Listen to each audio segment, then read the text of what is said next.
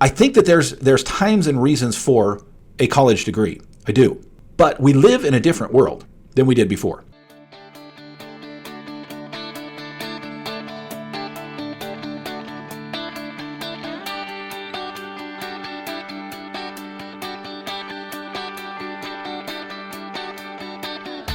Originating from deep inside the Rocky Mountains, transported through the power of the internet, and arriving inside your tiny earbuds. It's the Appraiser Coach Podcast, helping appraisers increase their efficiency, quality, and make more money. Here's the guy who makes it his life's mission to create value for real estate appraisers nationwide. Your host and the Appraiser Coach, Justin Harris. If you don't know, you should. I put a very high premium on education. I think it is super, super important. That's what I do here at the Appraiser Coach, right? It's all about education. I'm not such a big fan about college. I want to share with you some of my thoughts. Maybe some of them might be a little political today. I try to stay out of that world. I'm certainly not going to, jump on one side or the other of the political bandwagon, but I guess some of these comments could be seen as political. But stay with me. I hope to not necessarily convince you, but at least share with you a mindset that I have. But first, I want to pause here and remind you that we're sponsored by a la Mode software. A la Mode, well, it's the leader in report writing software across the world, not just in the United States, across the world, and there's a reason. It's still the best. I'll share with you what I read online during the break, but first you can go to alamode.com. It's ALAMODE.com. Of course, we're sponsored by Working RE Magazines, where I go to find out what's going on in the appraisal world. Yeah, it's one of my primary sources. Should be yours as well, workingre.com. It's workingre.com. Folks, I share this with you not to brag, not to boost my ego in any way. In fact, I think after today's episode, you're going to realize that what I'm about to say is not a boost in ego at all, quite the opposite. But I've got a master's degree. I was raised in a family that put a high premium not just on education, but on formal education. My mother was a school teacher. By the way, both of my parents are college graduates. And by the way, shout out to my dad who did not do well in high school. Really put forth an effort to get his 4-year degree. Super cool. I remember that very well when I was a kid going to his graduation. He wore a little ribbon that said, "I are a graduate." When I was so young, I didn't get it, but now I think it's pretty funny. But my mother not just has her 4-year degree, but has a master's degree in teaching. My mother is a master teacher. I learned everything I know from her. She is absolutely fabulous and wonderful. And folks, I was raised in this mindset. My wife is so big on education. I'm going to brag on my wife a little bit. She is a valedictorian of our high school. And she got straight A's in college. She graduated, and she's going to kill me for not knowing this, but comma laude summa tuba cuba laude something really cool for getting the grades that she got. I don't remember what it's called in college, but she's a smart cookie. And in our home, we put a high level of emphasis on education. My wife is a homeschool mom. We started doing that 20 years ago. I should say she. I definitely support her, but she does the work. She does the heavy lifting there. So education, folks, I share all of that with you because I want to make sure that the message that I'm sending today is not falling on deaf ears, that I come to this with a little bit of background, meaning I value education. Now, that being said, I am becoming a skeptic when it comes to formal education, college education specifically. Still a big fan of graduating from high school. I think there's something to that, right? And I am not against education. By the way, my oldest daughter, is now currently getting her master's degree in social work. She's at the Michigan State University. I almost said a bad word there, in East Lansing, and she's killing it. She's an academic like her mom. She does amazing things. And so we are a family of education. That being said, I've got 3 boys who I don't know. I honestly don't know how I feel about education. This came up, and the reason I'm sharing this with you today is it's on my mind. And yes, I'm going to relate it to appraisal, but mostly the episode today is just going to be about my feelings toward education in general. And it came up over the weekend. I was at my mother-in-law's. My father-in-law passed away recently, And my mother-in-law is in need of yard work and handy person work and cleaning and just doing stuff around her house. So we put together my wife put together a day Saturday morning that we could go and help her out. And the guys were on the outside mostly, and mostly the female members of our family were on the inside cleaning. And we traded places. There's no gender roles there when it comes to who needs to do what, but that's just the way it worked out. And I was on my way to the dump. We had a truck full of pine cones, pine needles, leaves, grass clippings, you name it, right? That we had cleaned up from the yard and the alleyway. And I went there with my I'm not even sure what you call him. He is my wife's niece's husband, whatever that means. I'm not sure what that. I guess I'm not really related to him, but great guy. He's a farmer. Highly respect him. Very very successful. And we're talking in the truck, and I just was asking about his kids and what they're doing, and none of them are planning on going to college. And he said, "What are yours doing?" And I told him about my oldest daughter, who is in her second year, going into her second year of her master's program. And then my sons, and I said, "I really don't know what they're going to do." And he said, "How do you feel about college?" And I said, "Well, I'm kind of soured on it, honestly, for the most part." And he said, "Man, I am not the guy to talk to about college." He said, if my kids ask me if they should go to college, my first answer is going to be no, unless there's a really good reason why." And I said, "Man, I'm so glad you said that, because I feel the exact same way." And here's the thing, folks. I want to establish something. College is and can be good for some people. And college is good and needed for some occupations. Folks, I would not want to go to a doctor who had not gotten his doctorate degree. Right? I watched a show over the weekend called Call Jane. And there's an abortion doctor in that show who has no license. Okay? No thanks. I mean, I'm not ever in fear of getting an abortion personally myself. But if I needed one, right, I would want somebody that has some type of a degree. Okay? Engineer. I can see absolutely a need for a college degree for an engineer. Now, I know some of the argument is, well, Dustin, it doesn't matter if you get it in, my dad used to say, underwater basket weaving, right? As if that's actually a degree. Maybe that's the point. It doesn't matter what your degree is in. It just matters that you have the intuition and the stick-to-itiveness and the tenacity to go through a 4-year program. Folks, I get that, and I guess there's something to that. I do have to say that I did a lot of my master's degree at night when I had young kids, and I would work all day and get home at, say, 4 o'clock, have a quick meal, and I was out the door by 5:30 to get to my 6 o'clock class that didn't end till 10. There was a lot of time that I did not want to do that, but I stuck to it because to me it was important to get my master's degree.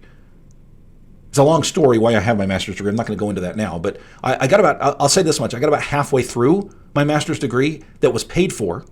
It was free, and then that ended, and I said, you know what? I'm halfway through. And by the way, it took me 4 years to get my master's degree, not 2. I stretched it out. I tried to put my family first. That's really the reason. I could have done it in 2, but I would have 0 life, and my wife would have 0 husband. But I stuck to it, and I paid for the last 2 years of my master's degree, and I paid for it not just money, but in time and effort and sacrifice. I get it, folks, and there is something to this argument that getting a degree of something at least shows that you can stick to it. But my argument to that would be, and there's no other way to show that? Folks, I can tell you there are super successful people in the world who have shown that they can stick to things, have shown that they can sacrifice, have shown that they can do it, and they didn't go to college to prove it. So don't tell me that that's the only way to show that you have the tenacity, the strength, the ability to sacrifice to get through that. Now, again, I think that there's times and reasons for a college degree. I do. But we live in a different world than we did before. Let's talk about my daughter, right? My daughter's smart enough to know that college is not necessary. Now, her undergraduate degree was I'm sorry, I'm just going to say it, kind of worthless. It was in humanities, right? I mean, what do you do with that? Hi, I've got a degree in humanities, and I would like to, what? Fill in the blank. Other than be a professor, teach, whatever, right? And just pass on that knowledge to someone else. Other than humanities, I think is kind of like the, a liberal arts degree where, you get the well-rounded how to learn, philosophies, if you will. I think there's some importance of that, but her master's degree is in social work. And folks, as of right now, if you want to do social work on a level of licensing, you've got to have that degree. Now, is it necessary? That might be another question. I don't know. But I will say in her case, it's probably a good thing that she's going to college. It's going to be helpful. It's going to assist her to get to where she would like to go. But in all cases, is that the case? I don't know. Again, I was talking to this my wife's niece husband in the truck as we're going back and forth from the dump, right? Real high tech work, by the way. And we're talking about, college degrees. Are they necessary? Now, again, here's two guys in a truck that have both seen some success in their lives, right? This individual I was talking to does not have a college degree. He went straight from high school to the farm, but he's been super successful. He makes a lot of money. He does really well. He has his own schedule, right? And he's sitting across from another guy who has a master's degree that, I'm sorry, folks, here's my rant. I've never used it. Well, Dustin, what's it in? Adult education? Well, you're a teacher, folks. Trust me when I say that anything I've ever learned about teaching came from my mother and my personal experience. I'm telling you, that is the absolute God-honest truth. It absolutely is. The things that I've learned about teaching, about how to do this podcast, about how to write, about how to coach, all came from my mother and her example and or personal experience, mostly personal experience over the years. I've learned by trial and error. And I will tell you that most individuals that I know of that have college degrees have a similar story to tell. They have a similar story to tell in the sense that what they do and how they do it came from their personal experience, not necessarily from the college degree. And I will tell you, folks, I spent a great deal of time, I told you this earlier, getting my college degree. And you would think that with a college degree like adult education, really, Dustin, you learn nothing that you will... Folks, you just have to trust me. The stuff that I learned in my college degree, by the way, my undergraduate degree was in education as well, in technical education. And neither place did I learn anything that I now utilize. I'm telling you that is the truth. Now, maybe there's things that I've learned that I've forgotten, right, that I do apply, but I cannot think of any principle, any practice that I learned going through that process that I still utilize today in my teaching. I very much could have saved myself time and money and gone straight to the practicum. Again, we're leading up to what does this have to do with appraisal? I promise I'll get there after the break. First, I want to pause here and remind you that we're sponsored by two great companies. One of them being Working RE Magazine. Speaking of education, folks, and getting inspired and information about your chosen career, I'm telling you, folks, there's a lot of sources out there, and there's one that's great. Great. It's Working RE Magazine. I go there frequently to find out what's going on in my chosen career. You should as well. Go to workingre.com. Again, it's workingre, as in workingrealestate.com. We're sponsored, of course, by the software of choice for my company, and that's Alamode. Everybody throughout True Footage uses Alamode. Why?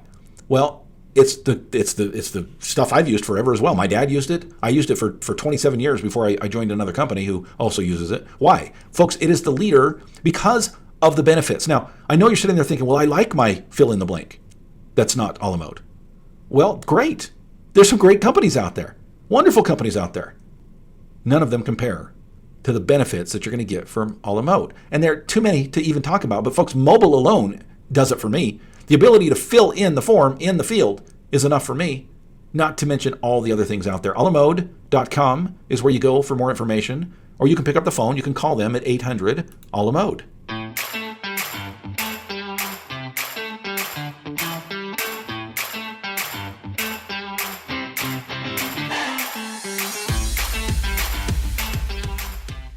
All right, folks, welcome back to the program. We're talking about college degrees. Why? Well, because it's on my mind, number one. But number two, I'm going to apply it to appraisal for just a little bit. But hang tight. I wanted to finish kind of a couple of thoughts that I had, folks. I mentioned before the break that I've got a master's degree.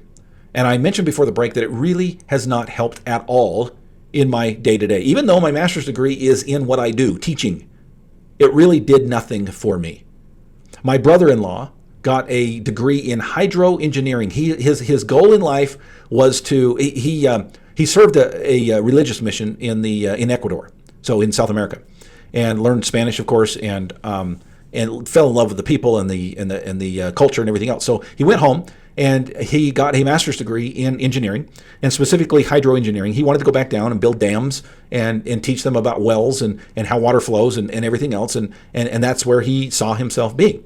As he was getting out of college, he got a job offer from a tech company, an internet tech company, and he took it. And guess what, folks? That's where he's been. He's at a different company now. He's actually changed jobs a couple of times, but he's basically doing something very similar years later to what he started out at. It had nothing to do with hydro engineering. And I know you can make the argument, well, nothing to do with it. I mean, come on, Dustin. Again, learning how to get through college, that's something. I agree. He was an engineer, and now he's an engineer, right? He was an engineer maybe for water, but at least he learned some principles that sure, maybe. But if you ask him, he would say otherwise. Folks, I'm telling you, for certain people, and by the way, I include engineers in that to a very specific level, right? If you want to be a mechanical engineer, there's going to be very few jobs out there that will even look at you without a mechanical engineering degree. And for good reason, right? There are certain things, hands-on things that you can learn. But folks, we live in the information age. And I guess my point today is this. Not only did I talk to this individual on the way to and from the dump over the weekend, but on Sunday, yesterday, I talked to my son for quite a while. And this topic came up again. I think he actually brought it up. Interesting that I had two similar conversations back to back. And his comment to me was, I think I can learn anything I need to learn from YouTube. Now, I want to brag on my son for a little bit. This is my oldest son, who is not afraid of anything.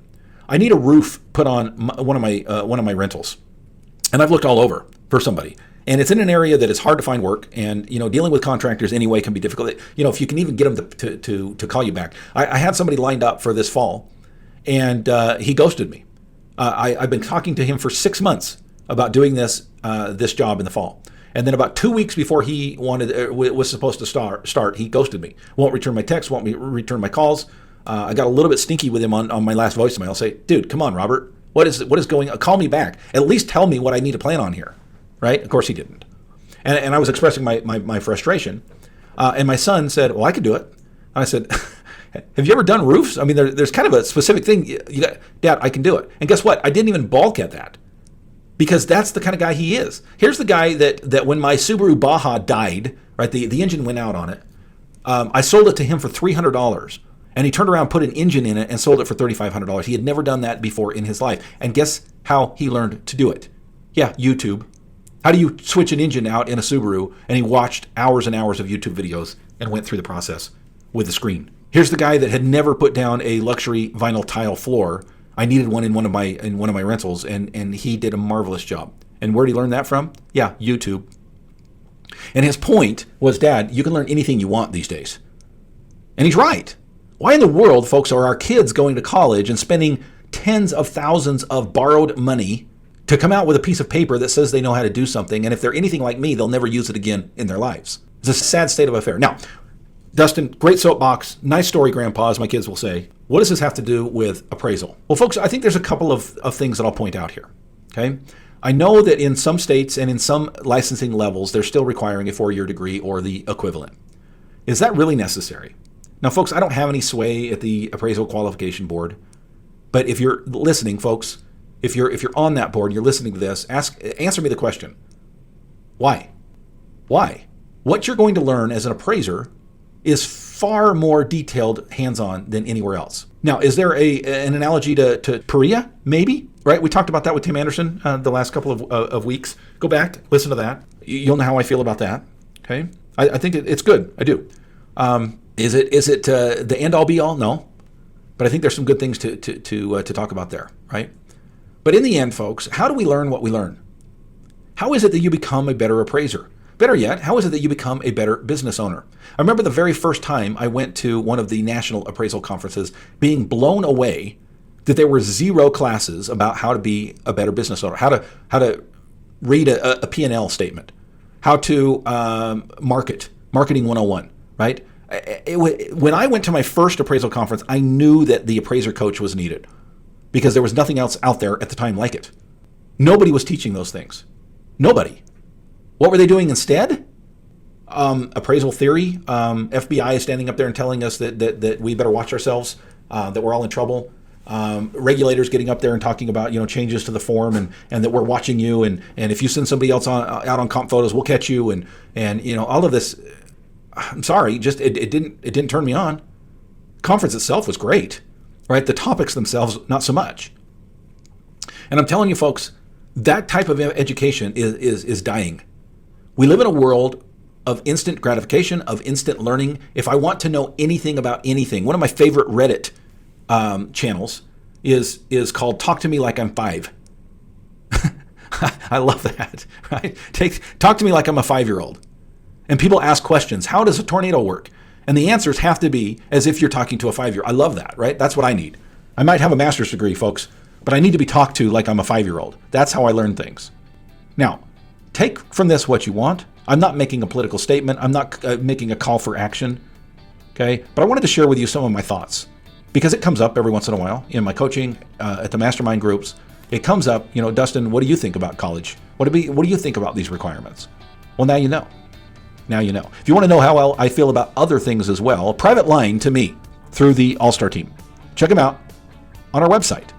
It's theappraisercoach.com/memberships. You've been listening to the Appraiser Coach podcast with Dustin Harris. If you like what you hear, please give us a 5-star rating and post a short review on iTunes. For more in-depth insider information on how you can make more money as a real estate appraiser, visit theappraisercoach.com and sign up for the All-Star team today. Thanks for joining us. And now, get out there and create some value.